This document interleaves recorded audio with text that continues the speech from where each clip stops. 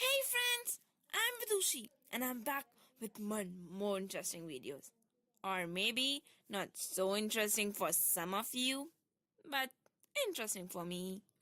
One more interesting video summary of another lesson. Better to say a poem from Flamingo and Jennifer's Tiger. Which in short symbolizes the bad and the pitiable conditions of women in this male dominant society. So let's get started. The tiger, which symbolically refers to male counterpart, are the native of jungle and green world, beside the general meaning of the wild. The fault of green, green, the greenery that way, and that green symbolizes that all that people which are suppressed by these males, and women are the main victim.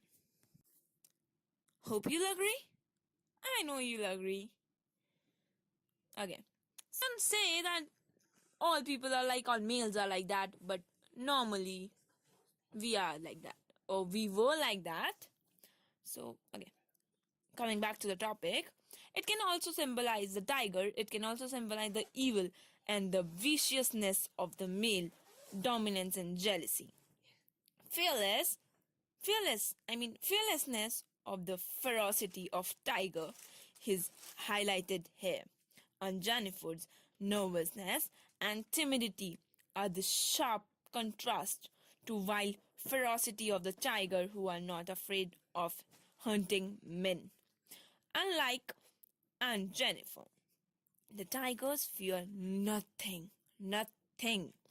The movement of the tiger is sleek. The movement of the tiger is sleek, sure, majestic, and elegant.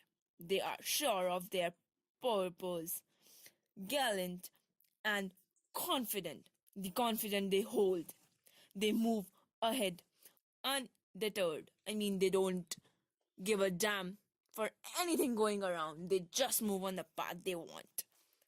And nobody can stop them even. And when it comes to women like us, we are like, don't do that, don't do that, don't do this, don't go here, there, and all that stuff. Okay, coming back. I don't know why on this topic I just get lost somewhere. I'm lost in my dreams and thinking and my opinions.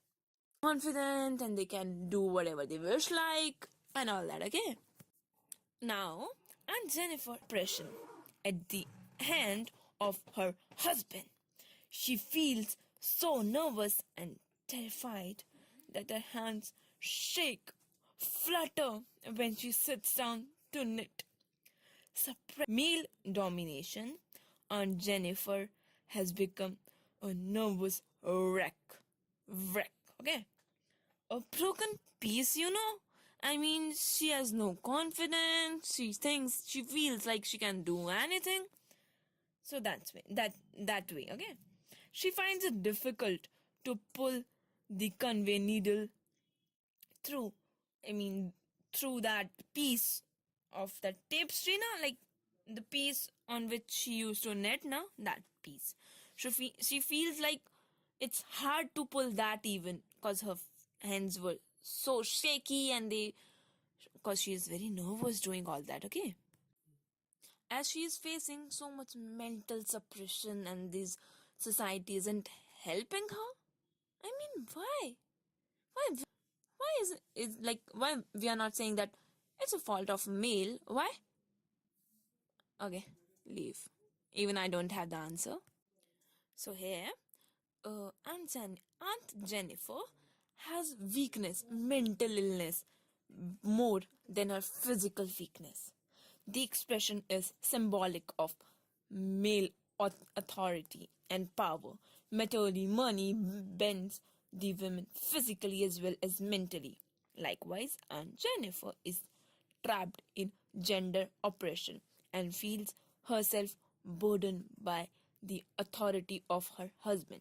She feels like that wedding ring which she is wearing is so heavy for her to balance it. I mean, to keep it on her finger, she feels like it's too heavy and a burden for her. Obviously, it is that way because feeling all that, experiencing all that pain which she is going through is not easy. Okay, so Aunt Jennifer suffers from implied slavery and feels trapped in something more than gender oppression. Linking in, I mean, living in, linking all this and living in a male dominant world, it seems like to she is lost in her, she has lost in identity of others. I mean, she doesn't have her own identity. The freedom is a word which is way far for her. I mean, she can't even think of that. She wishes of that, but she feels like it's not her cup of tea that way. I mean, she can't be in that freedom world. So tempting freedom world, okay? Which is, even that freedom is not a sort of freedom nowadays. Okay, coming back. Freedom that she dreams of thought through her art is itself symbolic of her oppressed self. When Aunt Jennifer is dead, I mean, all this, she feels and all that, and then she's dead. Proud and unafraid tigers are always alive. I mean, her tigers, which she knitted, are still alive. And Aunt Jennifer died. And those tigers are, I mean, they are just moving ahead with their heads up. Okay. It feels like, obviously, they don't move because they are not real, but it feels like that they are living their life with all that courage and all. Okay. Okay. Aunt Jennifer's death is a symbol. I mean, it symbolizes of her complete submission to her suppression. I mean, she surrenders at last. Aunt Jennifer has allowed herself to be imprisoned, not only to be in the prison of the family ideology, but also in the prison of the ego of these males and their silly psychology. Her hands are terrified even after death, for even death could liberate her from the chain of her mental suppression. And Jennifer has been victimized. I mean, she has been a, sorry, she, okay, she has been a victim of suppression. Her life has become like death only. I mean, her life was death only, but at the end, she died. And Jennifer had been victim in her life that even after the death, she remains trapped in the struggles of the spirit. Though we do not know what terrors Aunt Jennifer had to live with and why her friends and relatives, so-called friend and relatives, did not step in her matter. I mean, did not save her from husband. And if she was so terrified, why didn't they help her? I mean, why? We find her a victim of racial, social, gender, and I don't know what all injustice and oppression. Since the society is male dominated, it shows no concern for Aunt Jennifer's suffering even after her death. The loss her freedom, the loss of her freedom and her individuality. I mean, her identity is lost. The society is not affected. The society goes on the same way, and this expression is symbolic of dispassionate and unconcerned attitude of the male towards the desire of freedom among women. And Jennifer dreams of her escape in her art, but hand up produce but ends up producing very image of her suppression as an expression of the spirit. And Jennifer art will survive long after her death, but society social conditions remain unaffected. arrogant and ferocious. Man, ferocious.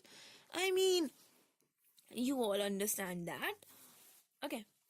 And Jennifer started all these, like making these tigers, knitting these tigers and all, because she wanted to be on her legs. I mean, she wanted to be a self-made woman, but at last she was not woman, but at last she was not.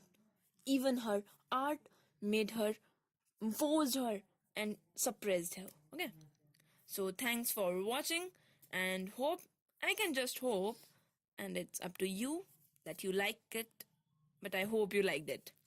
For your and for your precious opinions, please do comment in comment box down there, please. And for other videos, please do subscribe. Bye bye. See ya soon.